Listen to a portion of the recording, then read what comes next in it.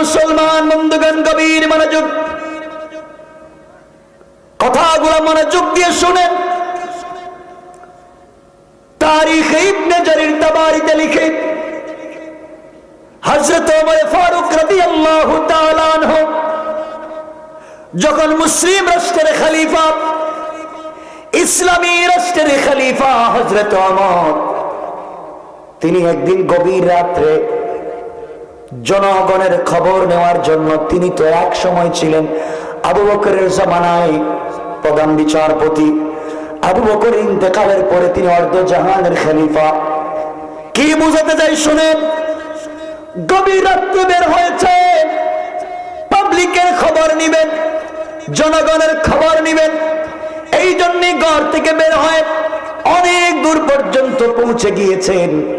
যেতে যেতে তিনি দেখেন একটা তাঁবু অথবা একটা কুড়ে ঘর, যেভাবেই হোক মরুভূমির কর্নারে একটা তাঁবু অথবা কুড়ে ঘর, মিট মিট করে ঘরের ভিতরে আলো জ্বলে।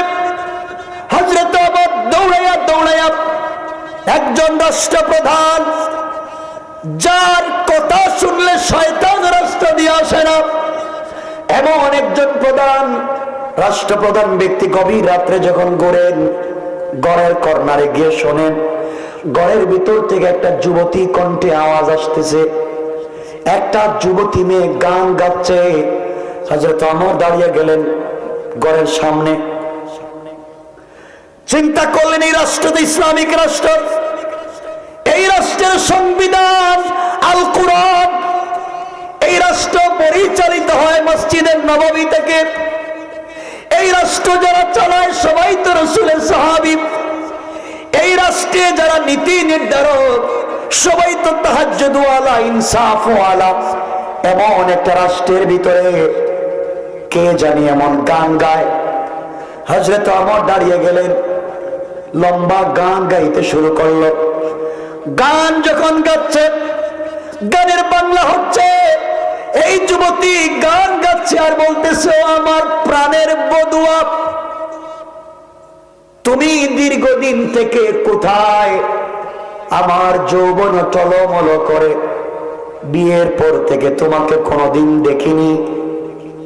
এইভাবে যখন লম্বা আরবি গান গেয়ে যাচ্ছে যুবতী মেয়েটা, হযরত ওমর নিজেকে সহ্য করতে পারলেন না। আমার রাজ্যে, যেই রাজ্যে ইসলাম আছে, যেই রাজ্যে কুরআন আছে, এখানে অশ্লীল গান বাজনা চলবে, তা তো সহ্য করা যায় না। হযরত ওমর সহ্য করতে পারলেন না। যুবতী মেয়েটা ঘরের ভিতরে যখন গান গায়, হযরত ওমর নিজেকে সহ্য করতে না পেরে নিজের পরিচয় গোপন করে দুইটা ব্যাখ্যা হানাফি মাযহাবের বড় ইমাম আল্লামা ইমাম আবু বকর জাসসাস আহকামুল কোরআন লিল জাসসাস লিখেন, হযরত ওমর ঘরের পিছনের বেড়া ভেঙে তাঁবুর কাপড় ছিঁড়ে ঘরের ভিতরে প্রবেশ করেছেন, অথবা তিনি উপর দিকে উঠে ছাদ যেমনই ছিল তা ভেঙে ঘরের ভিতরে ঢুকেছেন। অর্থাৎ মৌলিক নিয়ম ছিল ঘরের সদর দরজা দিয়ে প্রবেশ করা।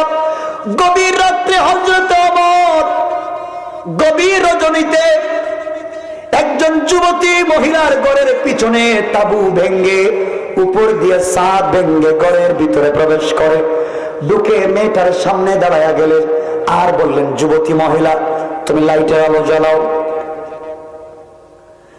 মেয়েটা ভয় পেয়ে গেছে, কি ব্যাপার? এই গভীর রাত্রে আমার ঘরে কে ঢুকেছে? কে ঢুকে বলতেছে আমি লাইট জ্বালাবার জন্য? আলো জ্বালিয়ে দেওয়া হলো। ওমর বললেন, আমার হাতের তরবারি দেখতেছো, তোমার শরীর থেকে মাথা আলাদা করে দেব। তুমি জানো না এই রাষ্ট্রের প্রেসিডেন্ট কে? যুবতী মেয়ে ডাক দিয়ে বলছে, রাষ্ট্রের প্রেসিডেন্ট হযরত ওমর, তাকে আমি ভালো করে বুঝি কিন্তু চিনি না, গরম মানুষ আমি জানি। তাহলে এই রাষ্ট্রের খলিফা যদি ওমর হয়, তুমি বলো তো রাষ্ট্র কোন জিনিস দিয়ে চলে? কোরআন দিয়ে চলে। বলো তো তুমি মুসলিম কিনা? হ্যাঁ আমি মুসলিম। তুমি মুসলিম, এই রাষ্ট্রের খলিফা ওমর, রাষ্ট্র চলে কোরআন দিয়া। তুমি গান গেয়েছো অশ্লীল ভাষায়, গান গেয়েছো কোন যুবকের কুলের উপরে মাথা রেখে গান গেয়েছো? আমি ঘরে ঢুকার টের পেয়ে যুবকটা ঘরের কোথায় কর্নারে লুকিয়ে গিয়েছে, বের করে দাও। আমার কথা শুনে যুবক যুবক কোথায় গেল? আর কেনই তুমি এত অশ্লীল গান গেয়েছ? মেয়েটা ডাক দিয়া বলতেছে, যুবক তোমাকে আমি চিনতে পারলাম না। তুমি আমার ঘরের ভিতরে ঢুকেছ, গভীর রাত্রে ঢুকে অপরাধ করেছ। ও যুবক তোমাকে আমি চিনি না, জিন্দগিতে কোনদিন তোমার মতো যুবক আমি দেখি নাই। গভীর রাত্রে তুমি অমরের রাজ্যে একজন মুসলিম যুবতী মেয়ের ঘরের ভিতরে বিনা পারমিশনে ঢুকেছ। নির্ঘাত আগামীকালকে তোমাকে অমরের আদালতে আমি আসামি বানাবো, তোমার বিরুদ্ধে নালিশ করব। আমার চিন্তা করেন বলে কি আমার সামনে দাঁড়াইয়া আমার বিরুদ্ধে আবার কোন অমরের কাছে নালিশ করবেন? আমার পরিচয় গোপন করে বললেন, বল গান কেন গাইলি? আর যেই যুবকের কুলে মাথা রেখে গান গাইলে যুবক কোথায়? মেয়েটা বলছে, যুবক মুখ সামলিয়ে কথা বলো। আমি এখন চিৎকার করবো, চেঁচামেচি করবো, আর বলবো তুমি আমার ঘরের ভিতরে ঢুকে জোরপূর্বক দর্শন করতেছ। এলাকার মানুষ জমা হয়ে যাবে। আর এই খবর যদি অমরের কানে পৌঁছে যায়, অমরে তো গরম মানুষ নিজের ছেলেকে পর্যন্ত ছাড়ে নাই, সুতরাং তোমাকেও ছাড়বে না, তোমার শরীর থেকে মাথাটা আলাদা করে দিবে। মেয়েটা ডাক দিয়ে বলছে, যুবক খবরদার, ঘর থেকে বের হয়ে যাও। এবার অমর বললেন, বলো গান গাইলে কেন? এবার মেয়েটা দাঁড়িয়ে শক্ত ভাষায় বলছে, যুবক রে তোমাকে আমি চিনি না, তুমি শোনো, আমি গান গেয়েছি, অবশ্যই গান গেয়েছি, কিন্তু কোন যুবকের কুলে মাথা রেখে গান গাই নাই। আমি আমার মনের ইচ্ছা গান গেয়েছি। যুবক, আমি যদি গান গেয়ে থাকি, আমি গান গেয়ে কোরআনের একটা বিধানকে লঙ্ঘন করেছি। আর গভীর রাত্রে তুমি আমার ঘরে ঢুকে কোরআনের চারটা বিধানকে লঙ্ঘন করেছ। সুবহানাল্লাহ, আল্লাহু আকবার। মেয়েটা বলছে, যুবক শোনো, এই রাজ্যের খলিফা আমার, এই রাজ্য চলে ইসলাম কোরআন দিয়ে, আমরা কোরআন বুঝি। তুমি গভীর রাত্রে আমার ঘরে ঢুকেছ, ইসলামের বিধানকে অস্বীকার করেছ চারটা, আর আমি করেছি একটা। তোমাকে চার বিধানের কারণে আগামীকালকে তোমাকে অমরের দরবারে নালিশ দিয়া তোমাকে আমি কাঠ গলায় নিয়ে যাব। অমর চিন্তা করলেন, ঘরে ঢুকে গিয়ে আবার বিপদে পড়লাম নাকি। ঢুকলাম, গান গাচ্ছে শুনলাম, এখন বলতেছে আমি আর ভুল করেছি। তিনি বললেন, তুমি কি করেছো আর আমি কি করেছি এটা আগে বলো, এরপরে তুমি অমরের কাছে গিয়ে আমার বিরুদ্ধে নালিশ দিও। আমার আপত্তি নাই, কিন্তু জানতে হবে আমি করলাম কি আর তুমি করলে কি। এবার মেয়েটা ডাক দিয়া বলে, যুবকরা, আমি কোরআনে কারীমের সূরা লুকমানের 6 নম্বর আয়াতের বিধানকে লঙ্ঘন করেছি। আল্লাহ কোরআনে কারীমের সূরা লুকমানের 6 নম্বর আয়াতে বলেছেন, ওয়া মিনান নাসি মান ইয়াশতারি লাহুল হাদিস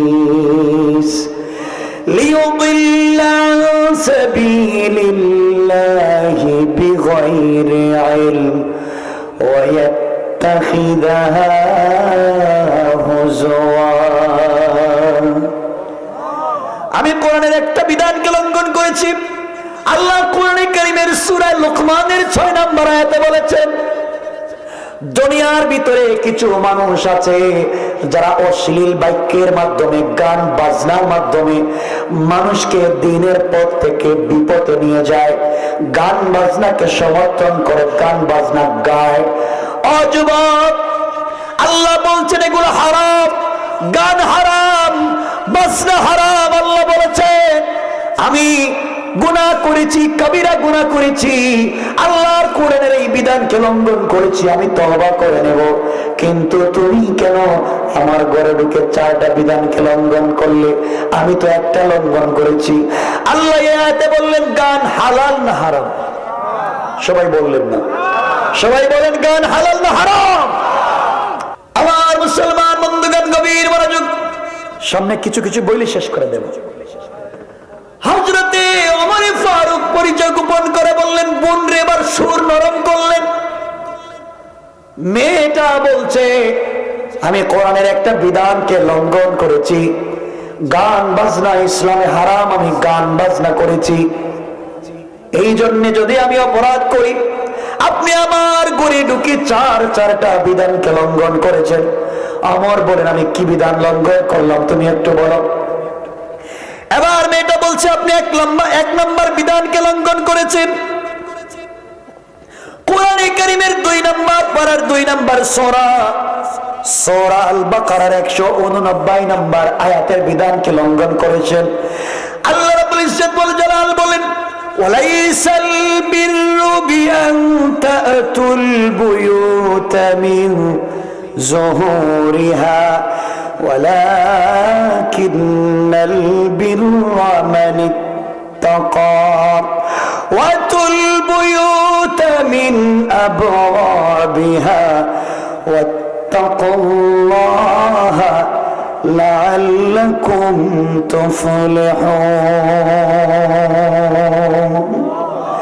যুবক, আল্লাহ বলছেন তোমরা যদি কোন মানুষের ঘরে প্রবেশ করতে হয়, কোন প্রয়োজনে তোমরা কোন মানুষের ঘরে যদি যেতে হয়, অবশ্যই তোমরা মানুষের ঘরে গেলে তোমরা পিছনের দরওয়াজা দিয়ে চোরের মতো ডাকাতের মতো ঢুকো না।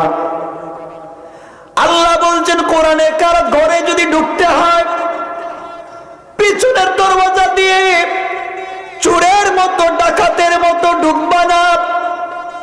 আল্লাহ বলছেন ঢুকতে যদি হয় ওয়াতুল বুয়ুতা মিন আবওয়াবিহা, অবশ্যই তোমরা ঘরের সদর দরওয়াজা দিয়া মেইন দরওয়াজা দিয়া ঢুকবা।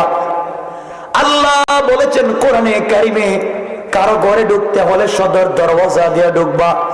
এরপর আল্লাহ বলেছেন ওয়াত্তাকুল্লাহ, আল্লাহকে ভয় করো।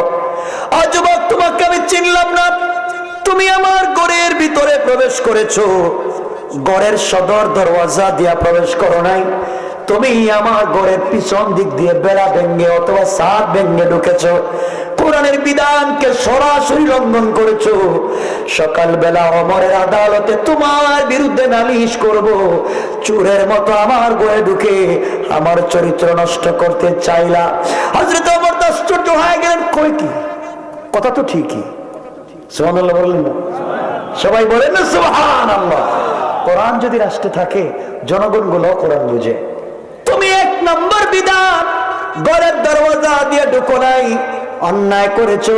যুবক, তুমি কোরআনের 2 নম্বর বিধানকে লঙ্ঘন করেছো। আল্লাহ কোরআনে কারীমের 18 নম্বর পারার 24 নম্বর সূরা নূরের 27 নম্বর আয়াতে আল্লাহ বলছেন ইয়া আইয়ুহাল্লাযীনা আমানু লা তাদখুলু বুয়ুতান গায়রা বুয়ুতিকুম হাত্তা তাস্তানিসু ওয়া তুসাল্লিমু আলা আহলিহা যালিকুম খায়রুল লাকুম লাআল্লাকুম তাযাক্কারুন। পড়েন আল্লাহু আকবার। যুবক, আল্লাহ রাব্বুল ইজ্জত ওয়াল জালাল কোরআনে কারীমের 18 নম্বর পারা 24 নম্বর সূরা নিসার 27 নম্বর আয়াতে বলছেন যারা ঈমান এনেছো, তোমরা যখন কোন মানুষের ঘরে ঢুকবা, নিজের ঘর ছাড়া অন্য কোন মানুষের ঘরের ভিতরে প্রবেশ করবা, অবশ্যই তোমরা তাদের কাছ থেকে অনুমতি নিবা। কম সুবহানাল্লাহ। কোরআনের কি সুন্দর বিধান। সুবহানাল্লাহ বললেন না? কারো ঘরে গেলে অনুমতি নিয়ে যাইবা। এমনকি তুমি যদি তোমার মায়ের ঘরেও ঢুকো, মা কোন অবস্থায় আছেন তুমি জানো না, কথা বল না কেন? আপনি অনুমতি নিয়ে ঢুকবেন। আপনার স্ত্রীর রুমেও যদি ঢুকতে হয় আপনি অনুমতি নিয়ে ঢুকবেন। সে কোন অবস্থায় আছে আপনি জানেন না। আপনি সন্তান, আপনি ভাই, আপনি বোনের রুমে ঢুকলে আপনি অনুমতি নিয়ে ঢুকবেন। কথা বলেন না কেন? এই বিধান কার? সবাই বলেন কার? ইসলাম কত সুন্দর বিধান দিয়েছে। আজকে অনুমতি লাগে না, চাচাতো ভাই, খালাতো ভাই, মামাতো ভাই, ফুফাতো ভাই, দেবর সব নিয়ে এক জায়গায় বসে সব। কথা বলেন না কেন? আছে না নাই? আল্লাহ রাব্বুল ইজ্জত ওয়াল জালাল বলছেন তুমি অনুমতি নিবা। আর যদি ঘরের দরজার সামনে দাঁড়ায় ডাকাডাকি করো, ঘরের ভিতর থেকে কেউ ঢুকবার অনুমতি না দেয়, কথা বলবা না, তুমি চলে যাইবা। আর যদি আপনি আসছিলেন, দেখা করার কথা ছিল, টাইম নাই, সময় নাই, অন্যদিন আসবে। আল্লাহ বলছেন অবশ্যই সম্মান দিয়ে তুমি চলে আসবা, ওই জায়গায় দাঁড়াবার তোমার দরকার নাই। কারণ যে অনুমতি দিল না তার ঘরে ঢুকতে যাবা না। আল্লাহ হারাম করে দিয়েছেন কত জিনিস হারাম, আপনারা দেখেন। এই যে আল্লাহ বলেছেন কারো অনুমতি ছাড়া কারো ঘরে ঢুকা হারাম। ও যুবক, তুমি আমার ঘরে ঢুকবার সময় অনুমতি নেও নাই? অনুমতি নিয়েছেন আমার? কথা বলেন না কেন? আমার বলতেছেন ঠিকই তো, আমি এতদিন তো এই আয়াতগুলা চিন্তা করলাম না। বিপদ, এক নাম্বার তো ঘরের বিপরীত দিক দিয়ে ঢুকে অপরাধ করছি, 2 নাম্বার ভুল তো করছি, এখন দেখতেছি অনুমতি নিছি না। আচ্ছা বোন, এত নরম বলে এখন কথা বলতেছেন বোন, আচ্ছা বলো তো আমার 3 নাম্বার ভুল কি? মেয়েটা এবার বলছে যুবককে তোমার 3 নাম্বার ভুল হলো আল্লাহ কোরআনে কারীমের 18 নম্বর পারার 24 নম্বর সূরা সূরা নিসার 61 নম্বর আয়াতের শেষ দিকে আল্লাহ বলছেন ফাইদা দাখালতুম বুয়ুতান ফাসাল্লিমু আলা আনফুসিকুম তাহিয়াতাম মিন ইনদিল্লাহি মুবারাকাতান তাইয়্যিবা। আল্লাহ রাব্বুল ইজ্জত ওয়াল জালাল বলছেন ফাইদা দাখালতুম বুয়ুতান, তোমরা যখন নিজের ঘরে পরের ঘরে যেখানেই ঢুকো ফাসাল্লিমু আলা আনফুসিকুম, ঘরের ভিতরে যারা আছে অবশ্যই তাদেরকে সালাম দিবা, সালামের জবাব না পাওয়া পর্যন্ত ঘরে প্রবেশ করবা না। আল্লাহু আকবার। ইসলাম কি সামাজিক শিষ্টাচার, কি সুন্দর ব্যবহার আমাদেরকে শেখাচ্ছে। এগুলো কোনোদিন পড়েন, থিসিস করেন না, কোরআন পড়েন না কোরআন। আপনি তো এমন নেতার পিছনে ঘুরতেছেন, নেতা গম চুর, চাউল চুর, কালবানের টাকা চুর। কথা বলেন না কেন? আপনার যৌবন কেমন নেতার পিছনে খরচ করে দিয়েছেন ঘোরায়া ঘোরায়া, কিয়ামতের দিন জবাব দিবেন। আল্লাহ বলেছেন শাবাবাকা ক্বাবলা হারামিক, এই নওজওয়ানের হিসাব দেওয়া লাগবে। ভুল হয়েছে কয়টা? সবাই বলেন না কয়টা? উমর দেখেন ঠিকই তো 3টা ভুল করে ফেলছে। আচ্ছা বোন আর কি ভুল করেছে? কত? আপনি 4 নাম্বার ভুল করেছেন। আল্লাহ কোরআনে কারীমের 26 নম্বর পারা সূরা হুজরাত 49 নম্বর সূরা, এই সূরার 12 নম্বর আয়াতে আল্লাহ বলছেন ইয়া আইয়ুহাল্লাযীনা আমানু জতানিবু কাসীরাম মিনাজ-যন্ন ইন্না বা'দায-যন্নি ইসমুন ওয়া লা তাজাসসু ওয়া লা ইয়াগতাব বা'দুকুম বা'দা আইয়ুহিব্বু আহাদুকুম আন ইয়াকুলা লাহমা আখিহি মাইতান ফাকারিহতুমুহু ওয়াত্তাকুল্লাহ ইন্নাল্লাহা তাওয়াবুর রহিম। পড়েন আল্লাহু আকবার। আল্লাহ রাব্বুল ইজ্জত ওয়াল জালাল বলছেন যারা ঈমান এনেছো ইজতানিবু কাসীরাম মিনাজ-যন্ন, তোমরা অনেক ধারণা থেকে বেঁচে থাকো। কোন আল্লাহু আকবার। আরো জোরে বলেন আল্লাহু আকবার। আল্লাহ বলছেন তোমরা ধারণা থেকে বেঁচে থাকো। ইন্না বা'দায-যন্নি ইসমুন, তোমরা ধারণা থেকে বেঁচে থাকো, কারণ অনেকগুলা ধারণা গুনাহ। অনেক ধারণা কি? আপনি যে আমার ঘরে ঢুকলেন, আমাকে ধারণা করলেন কোন যুবকের কোলে মাথা রেখে গান গেয়েছি, এই ধারণাটা তো ইসলামে হারাম করেছে। সুতরাং আপনি এই জায়গায় আমাকে ধারণা করলেন, ভুল করলেন, কোরআনের বিধান সূরা হুজরাতের 12 নম্বর আয়াতের বিধানকে লঙ্ঘন করলেন, আপনি অন্যায় করেছেন। ও যুবক, তুমি 4টা বিধানকে লঙ্ঘন করেছো, আমাকে ধারণা করেছো, জবাব দিবা কালকে। তোমার নাম ঠিকানা দিয়ে যাও, কালকে তোমার বিরুদ্ধে ওমরের আদালতে নালিশ করবো। ওমর কত বিপদে পড়লাম, বলতো 4টা। এখন যদি জানতে পারে কেউ কালকে আমি ঘরে ঢুকছি, দিলে আমার চরিত্র নিয়ে দুটা নাগানি বলবে। কথা বলে ঠিক না? ওমর তো চিন্তায় পড়ে গেছেন এক সাধারণ নাগরিকের ঘরে ঢুকে। এবার ওমর বললেন বোন রে, সত্য কথা বলো, তোমার পরিচয়টা আমাকে দাও, তুমি কে? আমি তোমার পরিচয়টা জানতে চাই। মেয়েটা ডাক দিয়ে বলছে যুবক, এতক্ষণ যেহেতু পরিচয়ের কথা বলতেছো, তাহলে শোনো, আমি একজন কোরআনের হাফেজা। আল্লাহু আকবার বললেন, আল্লাহু আকবার। আমি একজন কোরআনের হাফেজা, আর আমার স্বামী একজন আল্লাহর পয়গম্বরের সাহাবী। দুটা রিওয়ায়াত, কেউ বলছেন আমার স্বামীর নাম আব্দুল্লাহ বিন সাদ, কেউ বলছেন সাদ বিন আব্দুল্লাহ। দুটা রিওয়ায়াত, আমরা বলবো আব্দুল্লাহ বিন সাদ অথবা সাদ বিন আব্দুল্লাহ, যেই হোক আমার স্বামী আল্লাহর পয়গম্বরের সাহাবী। আপনি কি ধারণা করলেন? আমার তো আশ্চর্য হয়ে গেলেন, কি বলে মেয়েটা, ও নাকি কোরআনের হাফেজা, এজন্যই তো সুন্দর করে বুঝাইয়া দিছে। ওরা কোরআনের হাফেজা হলেও কোরআন বুঝে, আর আমাদের দেশে টাইটেল দিয়া কামিল পড়ার পরেও কোরআনের 2-4 আয়াত আমরা বুঝতে পারি না। ঠিক কিনা বলে? ইমাম সাহেবরা নামাজে যা পড়ে নিজেও জানে না কি পড়তেছে।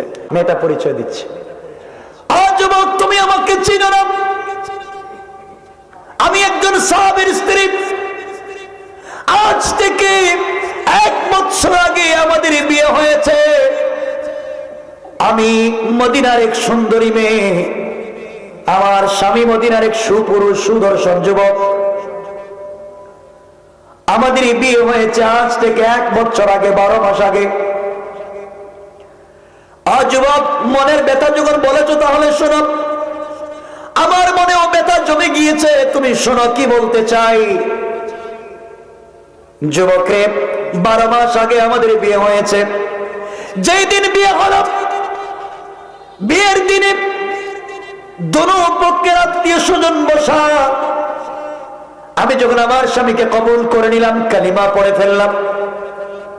আমার স্বামী আমাকে কবুল করে নিল, কালিমা পড়ে ফেলল।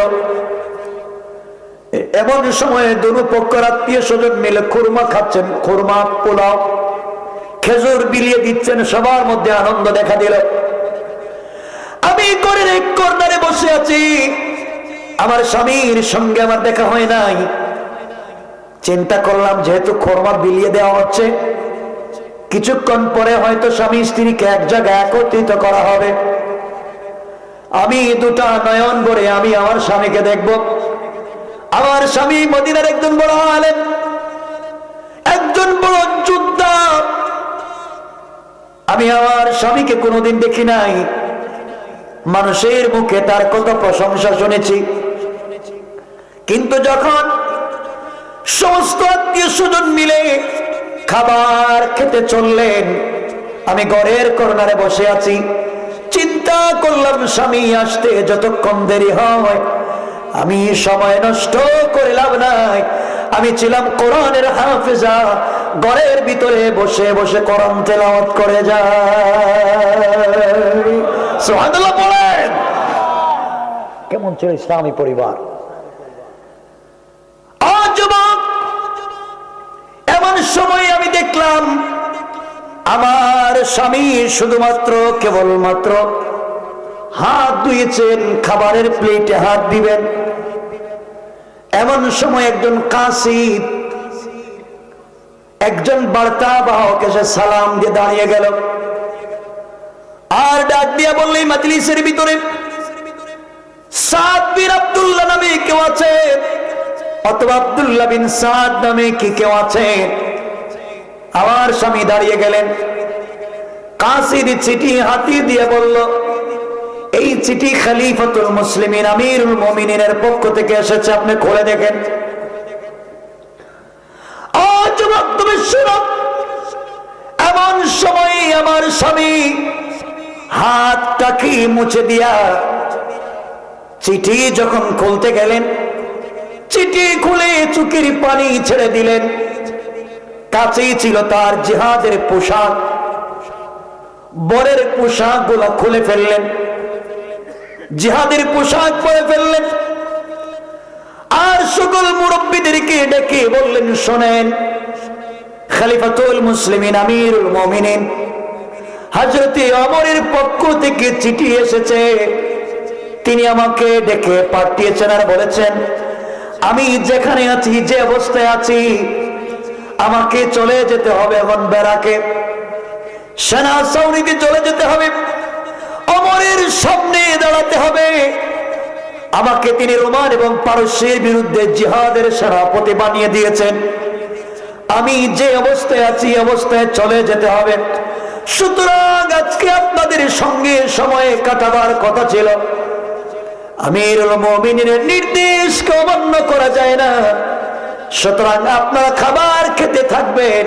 এই মুহূর্তে আমি কথা রক্ষার জন্য জিহাদের ময়দানে আমি চলে যাই। যুবক, এমন সময়ে সমস্ত আত্মীয় স্বজন সবাই মিলে আমার স্বামীকে বুঝাতে চাইলেন,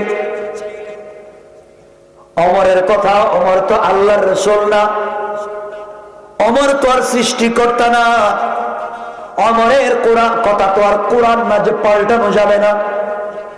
যেহেতু আজকে তুমি বিয়ে করেছো, আমরা তোমাকে 1 সপ্তাহ 2 দিন 3 দিন থাকতেই বলবো না। শুধুমাত্র কেবলমাত্র আজকের রাত্রটা তুমি স্ত্রীর সঙ্গে কাটাইয়া যাও, বাসর রাত্র ফুল সজ্জা রাত্রটা কাটাইয়া যাও। এটাই তোমার কাছে আমাদের মিনতি। যেহেতু আমার আল্লাহ না রাসূল না, কথায় মানা এত যুক্তিসঙ্গত না, আজকে রাত্রে কাটাইয়া দিলে সমস্যা হবে না। যুবক, কেমন সময় আমার স্বামী সবার সামনে কোরআন আয়াত শোনাইয়া দিলেন। আমার স্বামী কোরআনে কারীমের 5 নম্বর পারা 4 নম্বর সূরা সূরা নিসার 59 নম্বর আয়াত শোনাইয়া দিলেন। আল্লাহ রাব্বুল ইজ্জতুল জালাল আয়াতের মধ্যে বললেন, ইয়া আইয়ুহাল্লাযীনা আমানু আতিউল্লাহ ওয়া আতিউর রাসূল ওয়া উলিল আমরি মিনকুম। আমার স্বামী শোনাইয়া দিলেন, আল্লাহ রাব্বুল ইজ্জতুল জালাল বলেই দিয়েছেন, যারা ঈমান এনেছো তারা আল্লাহর অনুসরণ করবা, রাসূলের অনুসরণ করবা। আল্লাহর আনুগত্য করতে হবে, রাসূলের আনুগত্য করতে হবে। এরপর আল্লাহ বলেছেন, ওয়া উলিল আমরি মিনকুম, তোমাদের মধ্যে যারা নেতা তাদের অনুসরণ তোমাদের করা লাগবে। আল্লাহর আদেশ মানা যেমন ফরজ, রাসূলে পাকের আদেশ মানা যেমন ফরজ, তোমাদের মধ্যে যারা নেতা হবে নেতার আদর্শ নেতার কথা মানা ফরজ। কিন্তু আল্লাহ বুঝাতে গিয়ে উলিল আমরকে আলাদা শব্দ দিয়ে ওয়াও দিয়ে আল্লাহ বলেছেন। আল্লাহ বুঝাতে চাইলেন এমন নেতাকে মানা ফরজ, আল্লাহকে বিনা বাক্যে মানা ফরজ, রাসূলকে বিনা বাক্যে মানা ফরজ। আর নেতাকে মানতে হবে শর্ত সাপেক্ষে। যেই নেতা আল্লাহ এবং রাসূলের পথে চলবে, যেই নেতা নামাজের কথা বলবে, যেই নেতা কোরআনের কথা, হাদিসের কথা, ইসলামী আন্দোলনের কথা বলবে, এই নেতাকে মানা আল্লাহ এবং তার রাসূলের মতো ফরজ। আর যেই নেতা আল্লাহ রাসূলকে মানে না, তাকে তো মানা যাবে না, বরং তার কপালে 100 জুতার বাড়ি দিয়ে এই দল থেকে চলে আসা দরকার। ঠিক কিনা বলেন? আল্লাহ বলছেন আল্লাহকে মানতে হবে, রাসূলকে মানতে হবে, উল আমরকে মানতে হবে। হযরত ওমর আল্লাহকে মানে না, রাসূলকে মানে না, মানে। সুতরাং উলিল আমরি মিনকুম, আল্লাহ এবং রাসূলের কথার মতো ওমরের কথা মানা ফরজ। সুতরাং বিয়ে রাখেন, খাবার রাখেন, বছর রাত্র রাখেন, সব কিচ্ছুকে লাথি দিয়ে ফেলে দিয়ে যেতে পারি, কিন্তু ইসলামের জন্য, দ্বীনের জন্য, তাওহীদের জন্য যদি ডাক আসে আমরা ঘরে বসে থাকতে পারি না। ঠিক কিনা দিনে বলেন? বের হয়ে চলে গেল।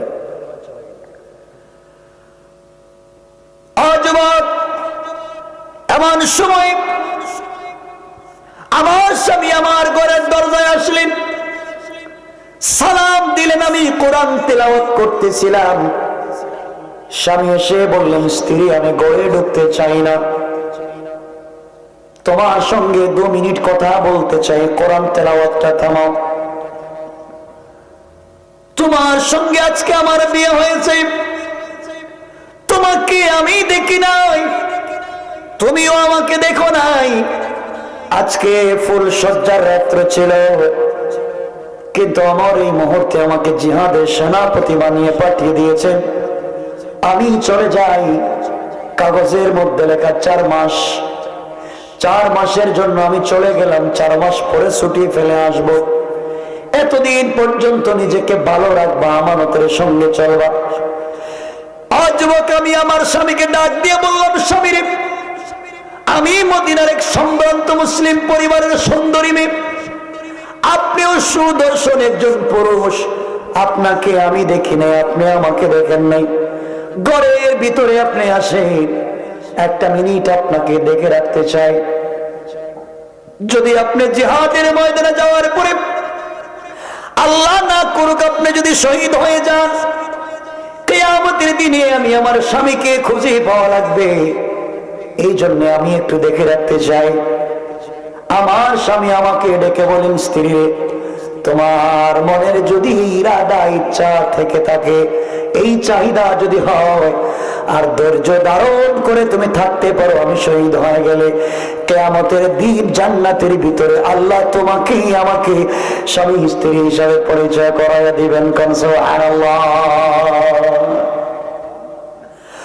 যুবক আব্দুল, যুবক, এমন সময়ে আমার স্বামী চলে গেলেন, আর দেখা হলো না। 4 মাস দেশে যেদিন পূর্ণাঙ্গ হয়ে গেল, ওই দিন আমি সুন্দর করে হাতে পায়ে মেহেদি দিলাম, ডিজাইন করলাম, অর্নামেন্টস জুয়েলারি ইউজ করলাম। স্বামীর জন্য জীবন যৌবন উৎসর্গ করে আমি সাজলাম। আজ আমার স্বামী আসবে, আমার ফুল সজ্জা রাত্রে স্বামীকে সবটুকু উজাড় করে বিলিয়ে দিতে চাই। আমি যখন স্বামীর জন্য সেজে গুজে বসে আছি, এমন সময় সন্ধ্যার পরে আরেকজন কাসিদ, একজন বার্তা বাহক চিঠি নিয়ে আমার কাছে এসে হাজির। ডাক দিয়ে বলছে, আপনি কি অমুক সেনাপতির স্ত্রী? আমি বললাম, হ্যাঁ। খলিফাতুল মুসলিমিন আমিরুল মুমিনিনের পক্ষ থেকে আপনার কাছে চিঠি।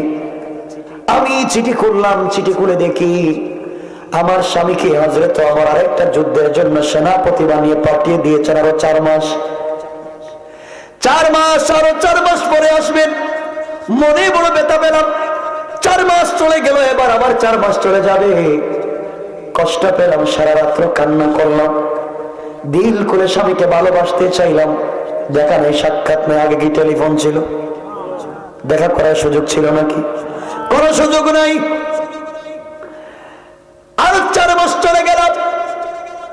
যুবক 8 মাস যেদিন পূর্ণাঙ্গ হলো, আমার বান্ধবীরা, আমার আত্মীয় স্বজন বলছে, আজকে তোর স্বামী আসবে। আমি 8 মাসে রান্না বান্না শিখেছি, স্বামীর জন্য রান্না করেছি। এই 8 মাসে আমি 280 খতম কোরআন পড়ে স্বামীর জন্য দোয়া করেছি। স্বামীর জন্য আজকে আমি সেজগুজ করে বসে আছি। 8 মাস পরে মিটমিট করে আলু জ্বালায়া আমি রাত্রবেলা অপেক্ষা করতেছি, বেনারসি শাড়ি পরে ঘরের কর্নারে।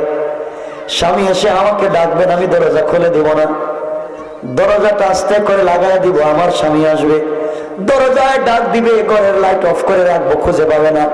আমি আমার স্বামীকে চমকায়া দেওয়ার জন্য পিছন দিক থেকে এসে তাকে জড়াইয়া ধরে তার কপালে চুম্বন করবো। কোন সুবহানাল্লাহ। যুবক, অন্তরের ভিতরে ভালোবাসা নিয়ে স্বামীর জন্য যখন 8 মাস পরে অপেক্ষা করলাম, 8 মাস পরে আমার কাছে দেখে আরেকজন কাসিদ চলে আসলো। চিঠি নিয়ে এসে বলছে, আপনার কাছে চিঠি রাখেন, খলিফাতুল মুসলিমিনের কাছ থেকে এসেছে। চিঠি হাতে নিয়ে দেখি আমার স্বামীকে হযরত ওমর আরেকটা যুদ্ধের জন্য সেনাপতি বানিয়ে পাঠিয়ে দিয়েছে। এইভাবে চলতে লাগলো। মনের ব্যথা কাউকে বলতে পারি না, মনের দুঃখ কাউকে বলতে পারি না। আজকে 12 মাস পূর্ণ হতে লাগলো। আগামী কালকে রাত্রে আসলে 12 মাস হয়ে গেল, স্বামীকে দেখি নাই। এই জন্য গভীর রাত্রে ঘুম আসে না। ঘুম না আসবার কারণে ঘুম থেকে উঠে তাহাজ্জুদের সালাত আদায় করেছি। স্বামীর জন্য দোয়া করে বলেছি, আল্লাহ তাআলা আমার স্বামী যেখানে আছে সহি সালামতে আজকে রাত্রে আমার কাছে পাঠাইয়া দাও। কিন্তু যুবকরে, আজ রাত্র চলে যায়, স্বামী যখন আসে না, মনের ব্যথায় ঘরের ভিতরে বৈশা বৈশা স্বামীর বিরহে, স্বামীকে না পাওয়ার আকাঙ্ক্ষায় আমি গান গেয়েছি। আমি কারো কোলে মাথা রেখি নাই, আমি আমার স্বামীকে পেতে চাই, এই জন্যে আমি গান গেয়েছি, আর কিছু না। কিন্তু যুবক, এতক্ষণ যা বলেছি তোমাকে সব সত্য, কিন্তু তুমি যে আমার ঘরের ভিতরে পারমিশন না নিয়া, সালাম না দিয়া, ঘরের দরজা দিয়া না ঢুকে, সন্দেহ করে ঢুকে চারটা কোরআনের মূলনীতিকে অস্বীকার করলা, কালকে সকাল হয়ে গেলে অমরের কাঠ গড়ায় তোমাকে দাঁড় করায় দিব। সুবহানাল্লাহ। অমর বললেন, বোন তোমার কাছে মাফ চাই, আগামীকালকে দেখা হবে। অমরের আদালতে তোমাকে যাওয়া লাগবে না, অমর হয়তো আসতে পারে, আমি খবর দিব, আর তোমাকে কষ্ট করা লাগবে না। আমি দেখি আমার ঘর থেকে বের হয়ে ডাইরেক্ট মসজিদে নববী সাজদায় পড়ে কান্না করে বলেন, আল্লাহ তুমি আমাকে বাঁচাও, কোন বিপদে পড়লাম। এখন আমি কোরআনের 4টা বিধান লঙ্ঘন করেছি, কোন বিপদে। দৌড়ে তিনি চলে গেলেন নিজের মেয়ে আমাদের মা হযরত উম্মে হাফসার কাছে, আর ডাক দিয়া বললেন, মেয়ে তোমার কাছে জানতে চাই রে মা, একজন স্ত্রী তার স্বামী ছাড়া কতদিন পর্যন্ত একাধারে থাকতে পারে? কোরআনের কথাগুলো বলছি। হযরত হাফসা ডাক দিয়ে বললেন, আব্বা জান, কোনদিন আপনি আমাকে প্রশ্ন করলেন না, হঠাৎ করে আপনি আমাকে প্রশ্ন করেন, কারণ কি?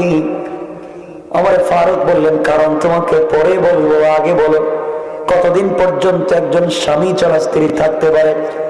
হযরত হাফসা বলেন, আব্বা জান, কষ্ট করে হলো 4 মাস থাকতে পারবে। 4 মাস পরে যদি থাকতে হয়, নির্ঘাত কষ্ট হবে, অথবা ইনসাফের উল্টা চলবে, অথবা কোনো অন্যায় করবে, হারাম কাজে লিপ্ত হয়ে যেতে পারে, নিজেকে কন্ট্রোল করতে না পেরে গুনার কাজে লিপ্ত হতে পারে। 4 মাসের উপরে থাকতে পারবে না।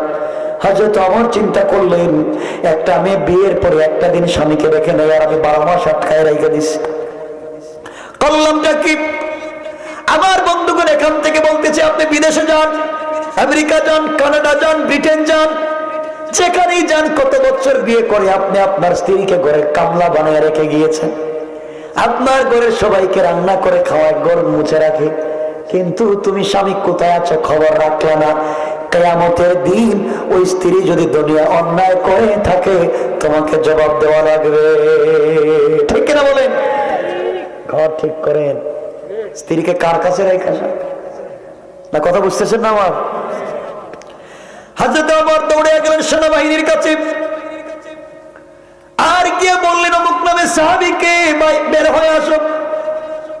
আব্দুল্লাহ বিন সাদ অথবা সাদ বিন আব্দুল্লাহ বের হয়ে আসলেন। তিনি বললেন, বাবা যাও, তাড়াতাড়ি বাড়িতে যাও, তোমার ছুটি বাড়াইয়া দিলাম 15 দিনের, বাড়িতে যাও, আর তোমার স্ত্রীর কাছে গিয়ে বলবা, আমি গতকালকে রাত্রে গিয়েছিলাম, তার মনের কষ্টগুলো আমি শুনেছি, সে যেন আমাকে মাফ করে দেয়, আমি কেন আগে খবর নিতে পারলাম না।